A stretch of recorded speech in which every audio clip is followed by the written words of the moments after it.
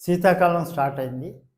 వయసు పైబడిన వారికే కాకుండా యంగర్స్‌కి కూడా బ్లడ్ సర్క్యులేషన్ కొద్దిగా తగ్గి, జాయింట్‌లో స్టిఫ్‌నెస్ ఇలాంటివి పెరగడం, పాత నొప్పులు బయటపడటం లాంటివి జరుగుతాయి. ఇటువంటి వాటిలో నడుము నొప్పి ఒకటి.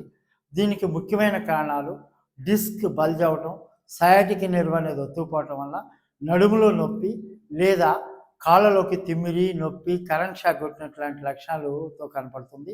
దీనికి కేరళ ఆయుర్వేద పంచకర్మ ద్వారా అత్యుత్తమ పరిష్కారం ఉంది. దీనికి కటివస్తి అనేది అత్యుత్తమ మార్గం.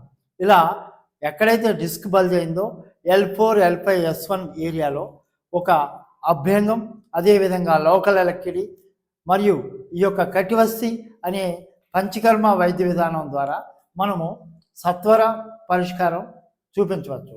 ఈ కటివస్తి ద్వారా ఏదైతే ఆ డిస్కులు బల్జ్ అయినాయి బయటికి వచ్చున్నాయో అవి లోపలికి పోయే ఆస్కారం ఉంది. అదేవిధంగా మనము ఎటువంటి ప్రాబ్లం అయినా మెడ దగ్గర వచ్చే cervical spondylitis, disc bulge, lumbar spondylitis, knee joint pains or ఆస్టియోఆర్థరైటిస్కి ఈ కేరళ పంచకర్మ ద్వారా అత్యుత్తమ పరిష్కారం ఉంది. అందరికీ నమస్కారం. సర్వేజనం సుఖినో భవంతు.